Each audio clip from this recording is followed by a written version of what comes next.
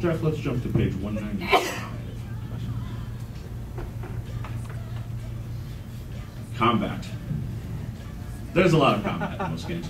We didn't really change an awful lot to this chapter from the beta. However, the biggest change is the whole combat maneuver bonus and combat maneuver defense. This system that we put in place, I'm sure many of you are familiar with, but it allows you to do the bull rush and trip and grapple mechanics without necessarily having to rip open your book and find the rules and determine what it is exactly you want to do. The system now is pretty much roll a d20, add your combat maneuver bonus. The DC is your target's combat maneuver defense.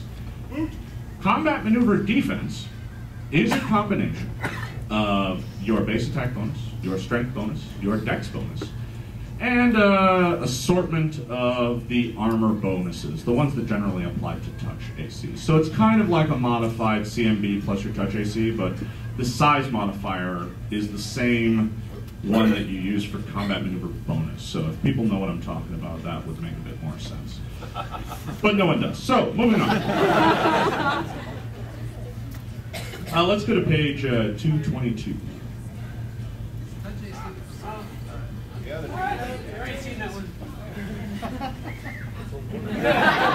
What you had last time? Magic. Actually, go back to 220.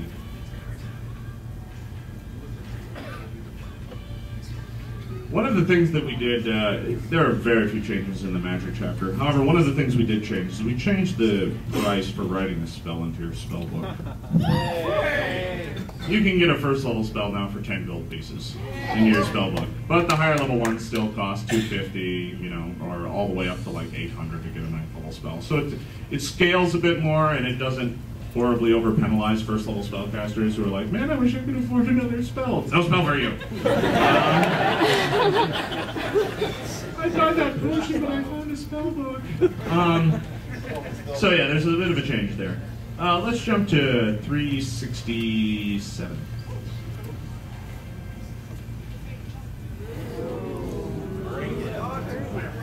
It's bad to be a Yeti. The spells chapter is really big. That's all I have to say about the spells. It's about 100 pages long. There's been a host of small changes here and there. I think I've already talked about online some of the changes to things like Dispel Magic and things like that, so I'm not going to go over them again here. But yeah, there have been a host of changes to a number of spells to you know, balance some things out, fix some things. A lot of what we did for the final game is just to make things a bit more clear. Things like darkness and light and things like that never really kind of, well, they made sense, but there were always some confusion about when they overlapped and what happened. And so we changed things and made a system of light. There are now 4 levels of light: darkness, dim light, normal light, and bright light.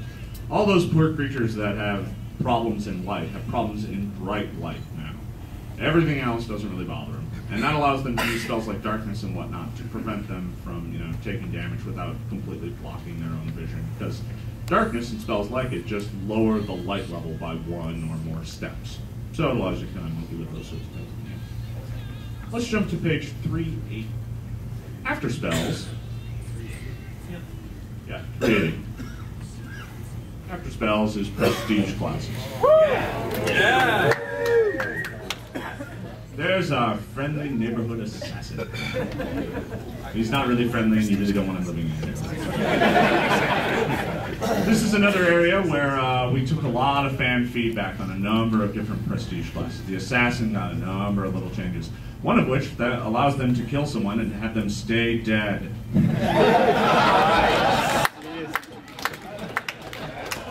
Because when you go to collect on your contract and the guy you killed is standing outside going, I'm not dead, they're not going to pay it. It's no good.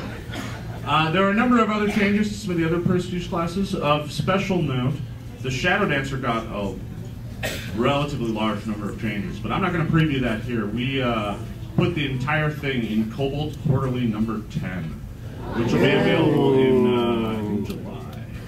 Late July is when you'll be able to pick up Cobalt Quarterly 10, and you'll be able to get the entire Shadow Dancer Prestige class.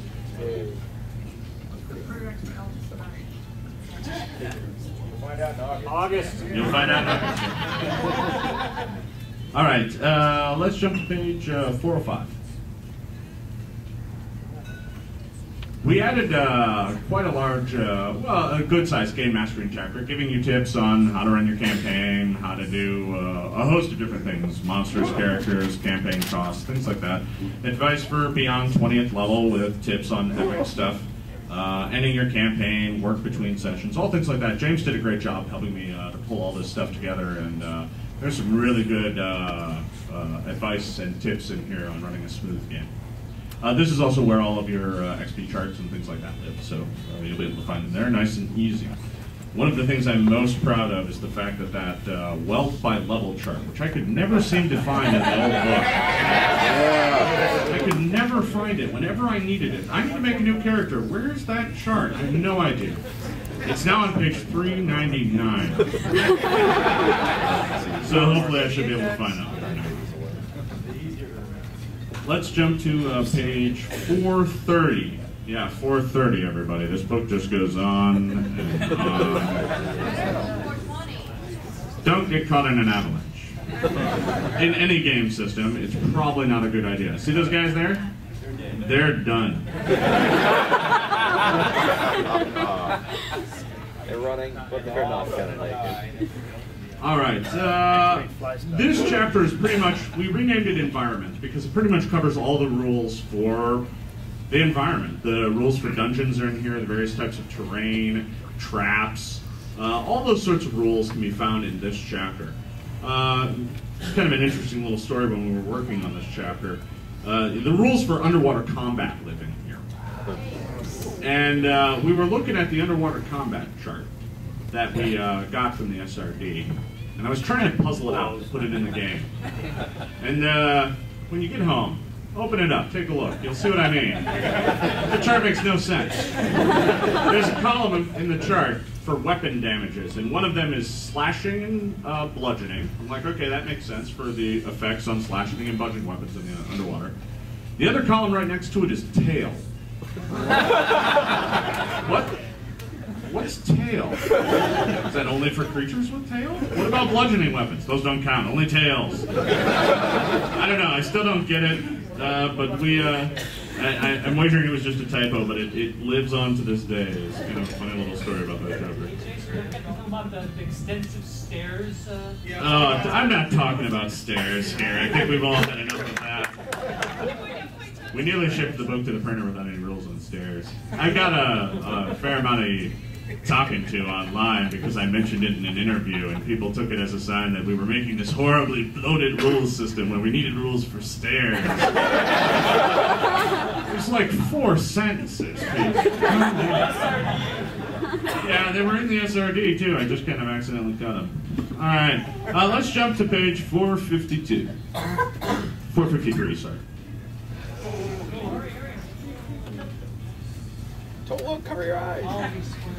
No. Farmers still exist. Yay! He's got a pig. The pig is not a class feature. I know. Some people were hoping for a pig bomb. Well remembered. Let's jump to page, by the way, this is the NPC chapter. It pretty much covers all the NPC classes and the quick ability score or NPC generation